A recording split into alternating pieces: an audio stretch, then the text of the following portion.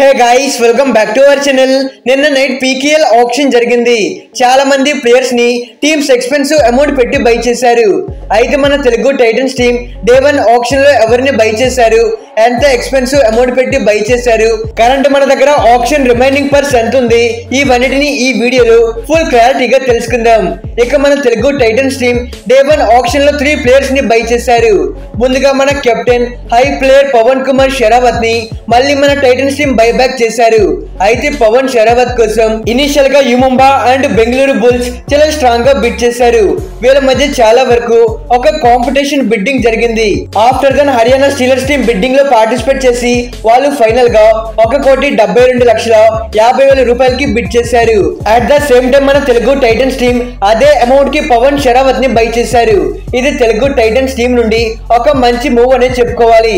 అయితే last option లో పవన్ షెరావత్ ని 2,60,00,000కి బై చేశారు. కానీ ఈసారి గత ఆప్షన్ కంటే 90 లక్షలు తక్కువే అమౌంట్ పెట్టి బై చేశారు. ఎనీవే పవన్ షెరావత్ లాంటి ఒక top most quality winning raider ఏ టీమ్ లో ఉన్నా గానీ మ్యాచెస్ ని సింగిల్ హ్యాండెడ్ గా గెలిపించగలడు. దీన్ని మైండ్ లో పెట్టుకుని తెలుగు టైటన్స్ టీమ్ మళ్ళీ ఇతన్ని బైబ్యాక్ చేశారు. ఈ సీజన్ లో పవన్ షెరావత్ టైటన్స్ టీమ్ కి లీడింగ్ రైడర్ గా ఉంటాడు. మన టైటన్స్ బై చేసిన సెకండ్ ప్లేయర్ క్రిస్టియన్ హుడా. అయితే తిను ఆప్షన్ హ్యామర్ పైకి రాగానే గుజరాత్ జైంట్స్ తో పాటు తెలుగు టైటన్ ఫ్రాంచైజ్ ఇతని కోసం పోటీ పడ్డారు. అయితే Titans team final bid 70 lakhs వేసి ఇతన్ని బై చేయడం జరిగింది. ఇది టైటన్స్ టీమ్ నుండి one of the good pick అని చెప్పుకోవాలి. తెలుగు టైటన్స్ టీమ్ కి రైట్ కార్నర్ లో ఆడగలిగే ఒక క్వాలిటీ డిఫెండర్ కావాలి. ప్రీవియస్లీ లాస్ట్ సీజన్ లో క్రిస్టియన్ హుడా పార్ట్నర్ టీమ్ కి చాలా సక్సెస్ఫుల్ గా రాణించాడు. మనం last Titans team targeted players videos లో కూడా తెలుగు టైటన్స్ టీమ్ క్రిస్టియన్ హుడాని తీసుకుంటే బాగుంటుంది అని మాట్లాడుకున్నాం. అలా అన్నట్టుగానే టైటన్స్ టీమ్ ఇతన్ని బై చేశారు. ఇతను రాకతో టైటన్స్ టీమ్ డిఫెన్స్ బలపడుతుందని చెప్పాలి. వీడియోలకు వెళ్లే ముందు pro kabaddi option live updates మీకు కావాలి అనుకుంటే మన ఛానల్ ని సబ్స్క్రైబ్ చేసుకోండి. మన ఛానల్లో ప్రతి ఆప్షన్ అప్డేట్ కూడా కవర్ చేస్తాం.